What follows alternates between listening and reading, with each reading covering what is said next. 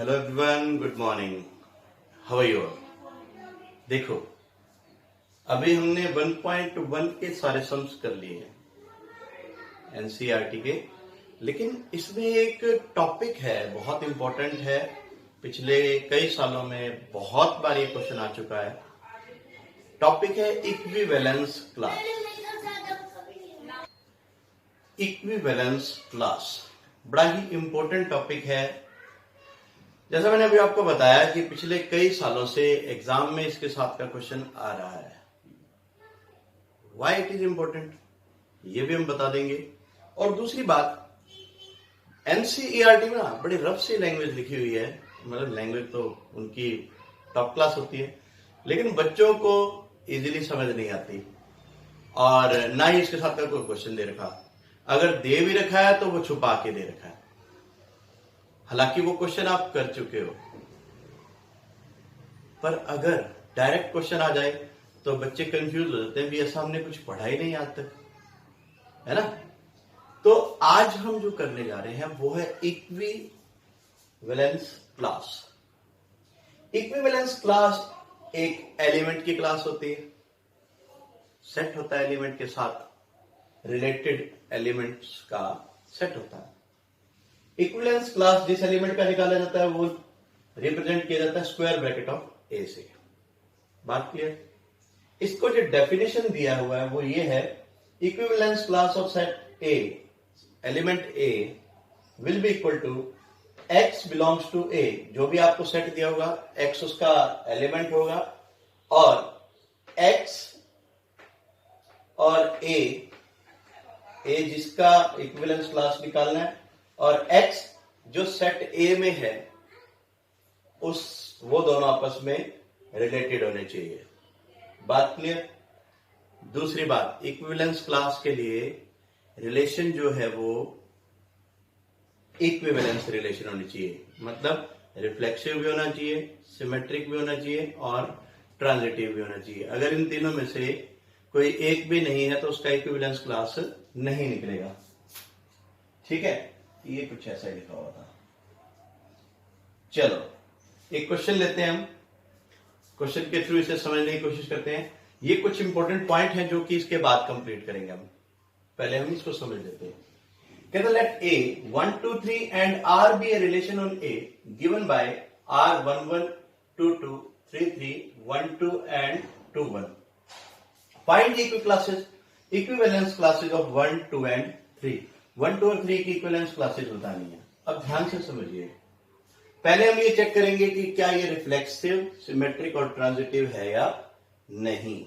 देखो 1 1 2 2 3 3, ये जो 1 2 3 है, 1 1 2 2 और 3 3, यानी कि A belongs to relation where A belongs to set A, so it is reflexive। ठीक है जी। सिमेट्रिक के लिए पहले हम देख लेते हैं 1 2 belongs to relation and 2 1 also belongs to relation. ठीक है, अब हम कर लेते हैं 1 3 तो है ही नहीं, तो 3 1 का कोई सवाल ही पैदा नहीं होता। और कोई? बस काफी है। सो it is symmetric relation.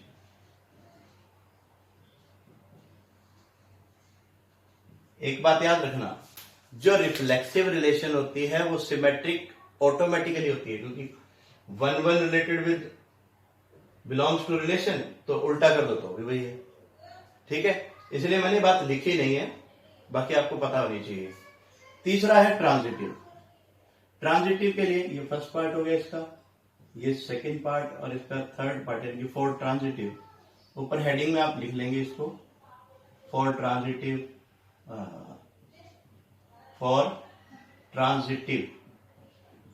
Relation के लिए। रिफ्लेक्सिव रिलेशन जो होगी वो तो ट्रांजिटिव ऑटोमेटिकली मानी ही जाती है। अब बात आती है यहां पर 1 2 belongs to relation AB, 2 1 BC belongs to relation gives and 1 1 belongs to relation, यानी कि AB अगर रिलेशन है, BC रिलेशन है और AC भी रिलेशन का पार्ट है, देन इट इज, एक तो ये पार्ट हो गया हमारा 1 to 2 1 और 1 1, और देखो कोई बनता है 1 1 और तो कोई है ही नहीं इसमें, ठीक है। बाकी सारे ट्रायंगल रिलेशन के केस हो गए ना, ट्रायंगल रिलेशन के, सो it is transitive also, transitive relation हो गई, इसलिए it is an equivalent relation. अभी हमने किया है इक्विवेलेंस रिलेशन को, अब हम करेंगे इक्विवेलेंस क्लास। ये क्लियर हो गया, बहुत बार कर चुके हो, एक बार हो गया। चलिए इक्विवेलेंट क्लास करते हैं। इक्विवेलेंट क्लास से पहले मैं उसकी डेफिनेशन एक बार फिर से लिख देता हूं। इक्विवेलेंस क्लास जो लिखी जाती है वो इस तरह से लिखी जाती है, ठीक है। Is the equivalence class of element A, ठीक है। और इसका सेट बिल्डर फॉर्म क्या है, x belongs to A such that x A belongs to relation, ठीक है जी। अब हमें करनी है इक्विवेलेंस क्लासेस ऑफ पहले 1 की, हमने निकालनी है 1 की इक्विवेलेंस क्लास। देखो x belongs to A, यानी कि ये x A के अलावा, ये दोनों रिलेशन में है 2 और 3, और X A should be part of relation. X A यानी कि पीछे होना चाहिए 1, एक्स ए का मतलब क्या होगा, पीछे 1 होना चाहिए। तो देखो कहां 1 है, एक ये रहा 1 1, और एक बार हम ना इसको पहले सारे ऑर्डर्ड पेयर लिख लेते हैं। ordered pair from relations in the form x1 and x belongs to A।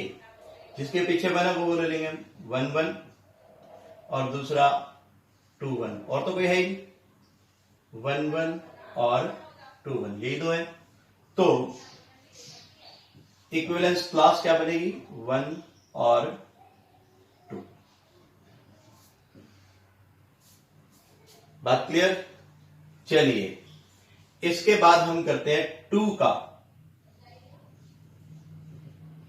जहां पीछे 2 हो, एक ये रहा 2 और तो कोई भी नहीं है, पीछे 2 हो, एक ये भी तो है, एक ही रहा और एक ही रहा, 2 और 1। बात क्लियर। अब हम करते हैं इक्विवेलेंस क्लास ऑफ 3 की इक्विवेलेंस क्लास में पीछे 3 होना चाहिए, तो सिर्फ और सिर्फ एक ही एलिमेंट इसके साथ है। कॉमा लगाने की जरूरत है, 2 बार नहीं लिखना है इसे, एक ही बार लिखना है, क्योंकि सेट में एक एलिमेंट एक ही बार आता है। अब आप बात समझिए, ये मैंने कैसे निकाला, बात समझ आ गई। यानी कि इस डेफिनेशन को मैंने ध्यान रखा, x belongs to A, x, A, that is x और A should be the part of relation।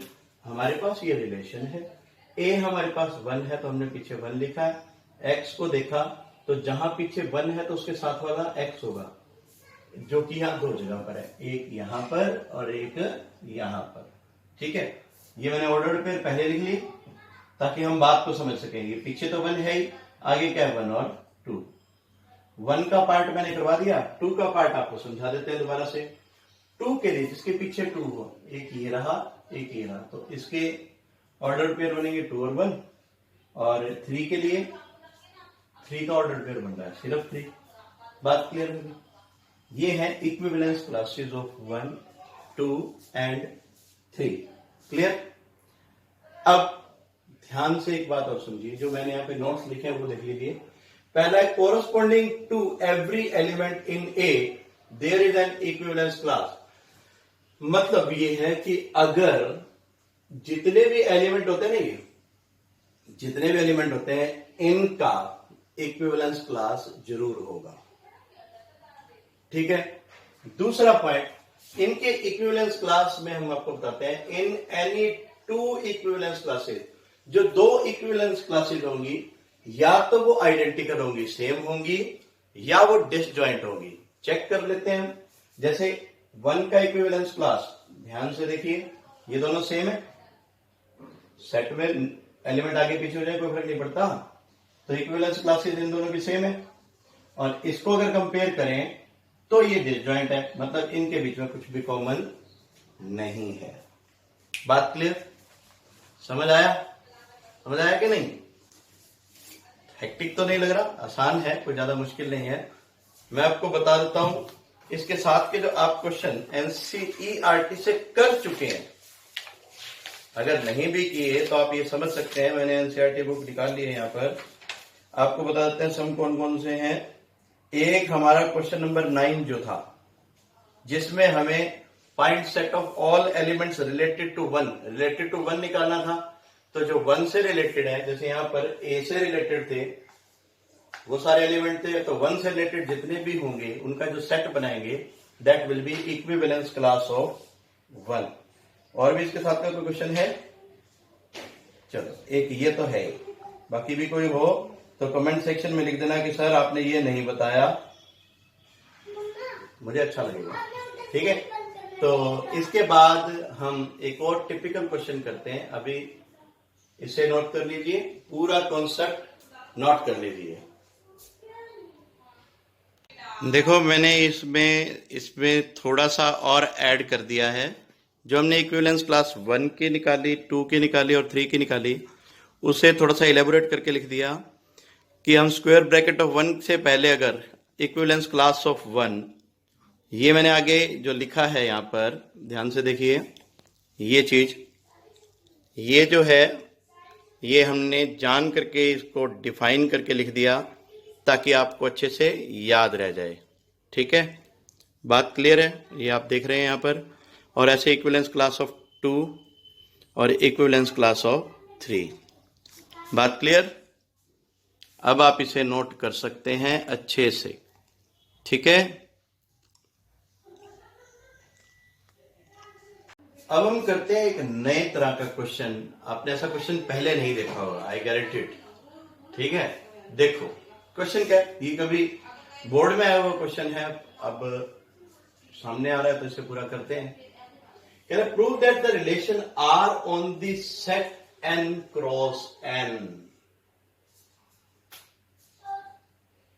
कुछ समझ आया यहाँ पे? ये n क्रॉस n क्या है? एक लाइट भी ऑन कर दें। n क्रॉस n क्या है यहाँ पर? n क्रॉस n यानी कि रिलेशन जो लेनी है, जो एलिमेंट्स लेने हैं, वो n क्रॉस n के हैं। मतलब n क्रॉस n अगर हम लिखें तो वो ये है 1 1 1 2 1 3 2 1 2 2 2 3 सो ऑन, सभी नेचुरल नंबर्स के ऑर्डर पेयर। यानी कि रिलेशन इस सेट से है, यानी कि अब ये 1-1 रिलेशन नहीं है, ना ही ये 1-2 रिलेशन है। ये 1-1 किसी और के साथ रिलेटेड होगा। बात समझ में आई कि नहीं? ठीक है, अभी तक हमारा सेट हो गया। Defined as ordered pair of A B is related with ordered pair of C D where या such that a plus d equals b plus c for all a, b and c d belongs to n cross n is an equivalence relation. Also find equivalent classes of 2 3 and 1 3। एक ही बता देंगे तो बाकी आपको अपने आप ही clear हो जाएगा। चलो पहले हम इसको इक्विवेलेंस रिलेशन प्रूव करते हैं। सॉल्यूशन से पहले आप बार बार मैं एक ही बात कहता हूं कि हमारा जो सेट है ना, जो पहले ए होता था वो ये है।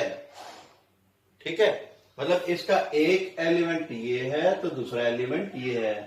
तीसरा एलिमेंट ये है, चौथा एलिमेंट ये है, फोर्थ फिफ्थ एलिमेंट ये है, सिक्स्थ एलिमेंट ये है, मतलब इनफाइनाइट एलिमेंट्स हैं।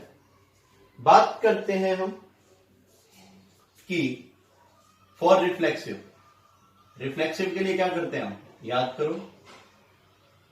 देखो पहले मैं आपको जनरल टर्म्स बताता हूं कुछ याद दिलाने की। A must be related with A, ठीक है, या इसे ऐसे लिखते थे, A should be the part of relation. बात क्लियर है? तो ए रिलेटेड होना चाहिए, A should be the part of relation. अब समझो जरा, यहां पर ए जो है ना वो ए बी है, तो ये है हमारा जनरल। पेपर में आ जाए तो ये नहीं लिखना नहीं है, नॉट टू राइट, ये सिर्फ समझाने के लिए दिया है।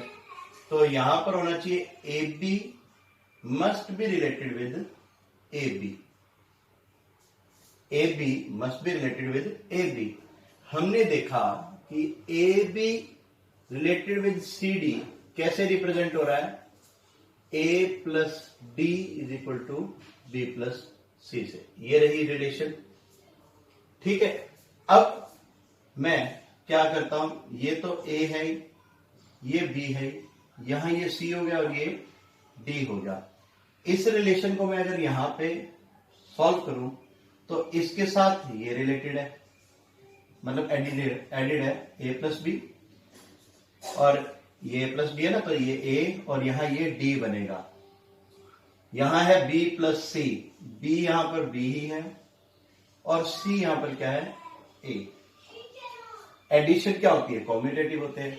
सिंस एडिशन इज कॉम्यूटेटिव,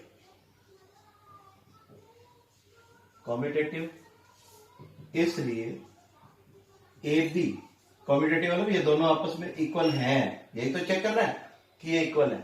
तो ए बी और A B is part of relation, so it is reflexive relation. बात समझ आएगी नहीं, थोड़ा सा हेक्टिक है। चलिए दूसरा पार्ट है हमारा सिमेट्रिक का। मैं आपको पहले थोड़ा सा सिमेट्रिक में यहां पे लिख देता हूं, ब्रैकेट में लिख देता हूं, A B is the part of relation, then B A must be the part of relation, ठीक है। अब यहां पर जो ए बी है वो तो ए बी ही है, ए बी यानी कि पहला एलिमेंट है जो वो ये फर्स्ट ए है, और दूसरा जो एलिमेंट है वो है सी डी, ठीक है जी। अगर मैं इसे डिस्क्राइब करूं तो ये क्या बनता है, A plus D is equal to B plus C, ये तो गिवन ही हो गया है ना। अब मैं इनको उल्टा कर देता हूं, सी डी पहले कर देता हूं,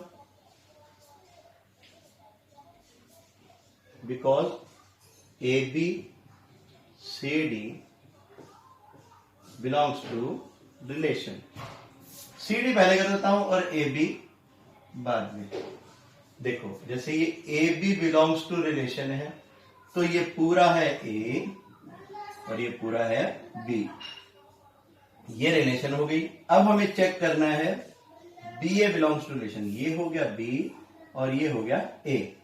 इसे चेक करें तो देखो ये प्लस ये होना चाहिए, क्योंकि हमें रिलेशन दे रखी है ए प्लस डी, मतलब पहला वाला इधर से दूसरे वाला, इधर से पहले वाला है सी और इधर से दूसरे वाला है बी, इज इक्वल टू इधर से दूसरे वाला है डी और इधर से पहले वाला है ए। देखो ये A plus D B plus C, A plus D B plus C दोनों इक्वल हो गए, इसलिए C D and A B belongs to relation, so it is symmetric relation।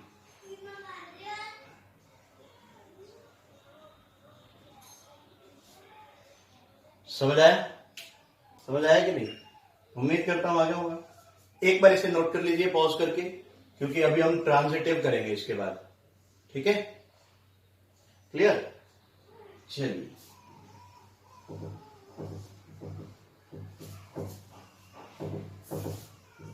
Transitive के लिए कंडीशन क्या होती है?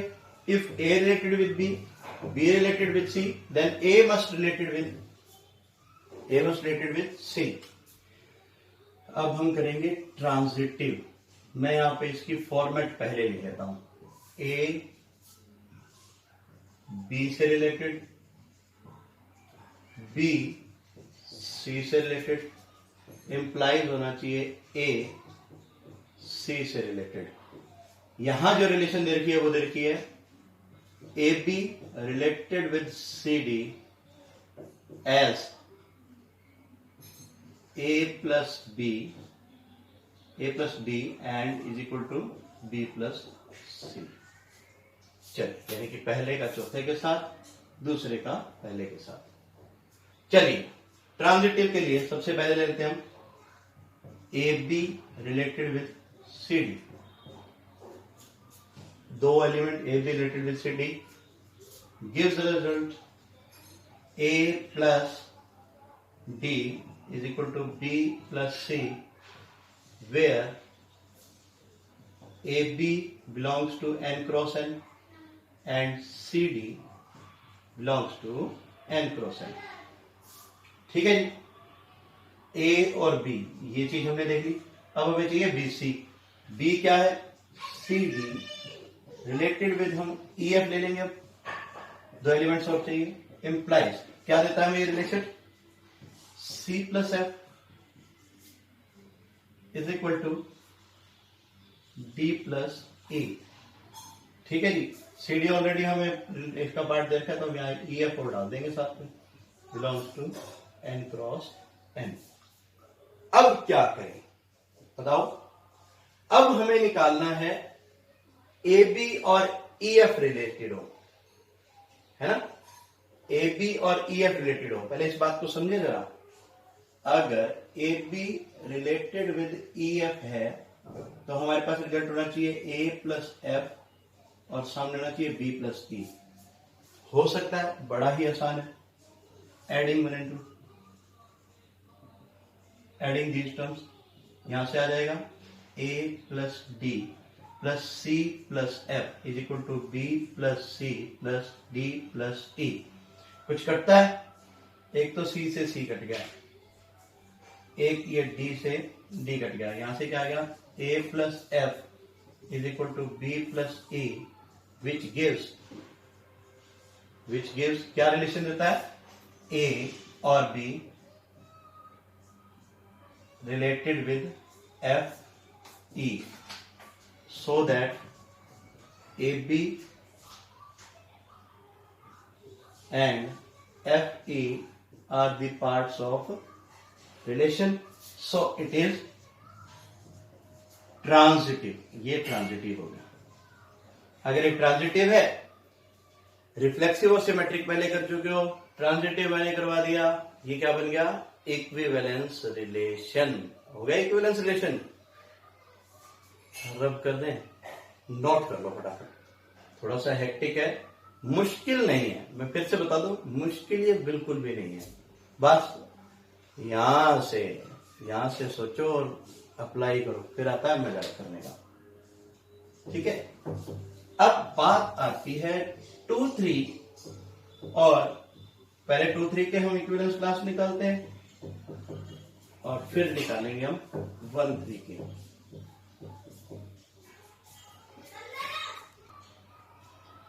तो 2-3 का हम रिलेशन अब यहां निकालेंगे। सबसे पहले इक्विवेलेंस क्लास निकालनी है हमें। तो इक्विवेलेंस क्लास से पहले हम थोड़ा सा सिंप्लीफाई कर लेते हैं कि कौन से एलिमेंट इसके साथ रिलेटेड हो सकते हैं। Let elements of equivalence class of 2-3 will be XY। XY ले ली। चलिए, 2 और 3 XY के साथ रिलेटेड है। कोई भी नंबर हो सकता है, बहुत बड़ा सेट है। तो हम इसे रिलेशन लगाए a प्लस डी और b प्लस सी।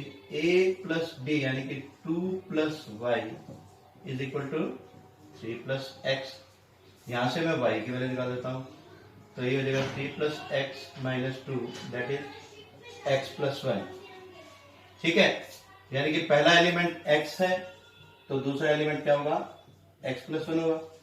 यानी कि 2 और 3 से जो रिलेटेड एलिमेंट बनेंगे वो बनेंगे x और x प्लस 1।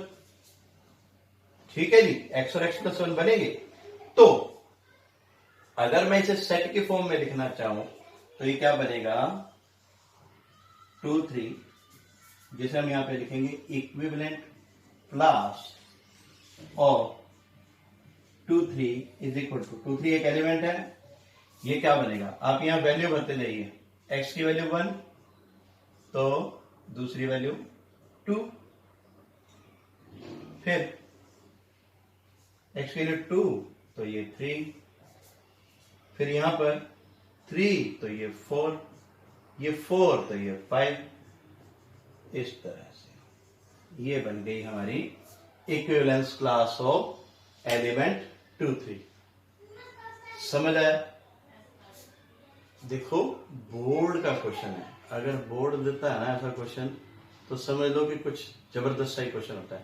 तो जबरदस्त से क्वेश्चन को आप जबरदस्ती ना करके इजी वे में करें, समझ के करें। आई एश्योर यू कि आपको बहुत मजा आने वाला है इसमें। अब आपने 1 3 की जो इक्विवेलेंस क्लास है ना वो मुझे कमेंट सेक्शन में देनी है, ठीक है? 1 और 3 की, ये मैंने 2 3 की आपको क्लास निकालनी सिखाई है, ये वर्किंग प्रोसीजर है इस क्वेश्चन का। ये रिजल्ट हो गया और ये एक्चुअल सेट हो गया। ठीक है जी, thank you and have a very wonderful day. मुझे तो सिर्फ आप इस 1 3 की इक्विवेलेंस क्लास टाइप करके दे देंगे कमेंट सेक्शन में।